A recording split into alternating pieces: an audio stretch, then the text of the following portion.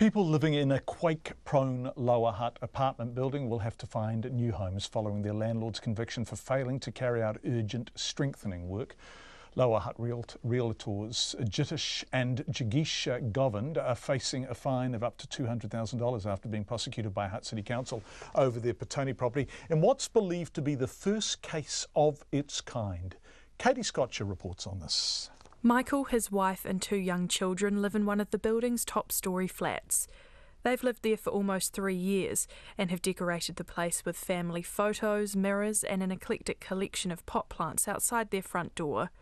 Michael only learned of the impending evacuation when visited by RNZ News. That's a bit of a nightmare we've been trying to avoid and don't really want to think about, but if we're forced to think about it, then I really don't know where we're going to end up or what's going to happen or how it's going to all play out.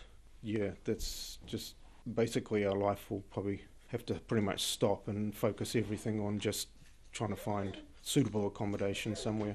Michael says the owners have not kept them informed of progress.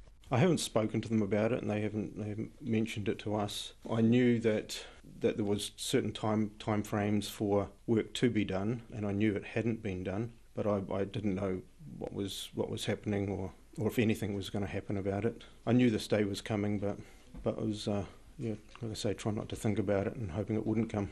6 of the 8 apartments are currently occupied. Jitish and Jagisha Govind were to be meeting with tenants at 5 o'clock this evening. A spokeswoman for Hutt City Council, Helen Oram, says the prosecution follows a decade of repeated attempts by the council to get the owners to strengthen the building to a safe standard. With more recent events like the Kaikoura earthquake and legislative changes and more information coming out of organisations like GNS Science, who we work closely with, they've added more urgency to getting this building safe. And pretty much we're saying that council's not tolerant of people or companies that don't take reasonable progress to strengthen their buildings. Ms Oram says this isn't the only building being investigated by the council. There aren't any more residentially occupied buildings in the Hutt in this situation, but there certainly are commercial buildings, and certainly after the success of this case, we are definitely looking to taking action against owners who are planning to drag their feet on strengthening work. And I believe they should take notice of this. She says tenants will have to evacuate the building, but an exact date is yet to be determined. Court documents obtained by RNZ show the building, which is in Petone's Jackson Street Heritage Precinct, was identified as an earthquake risk by the Hutt City Council in 1984. The then owners of the building were advised that it required strengthening or demolishing by 2004. 3 years later, the Govinds purchased it.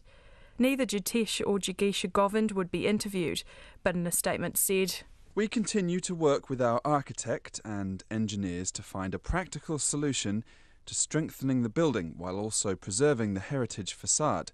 We fully intend that the building will comply with council standards. We have always kept our tenants informed of the status of the building." Jitish and Jagisha Govind will be sentenced in the Hutt Valley District Court in early August. For Checkpoint, ko Katie Scotcher tēnei.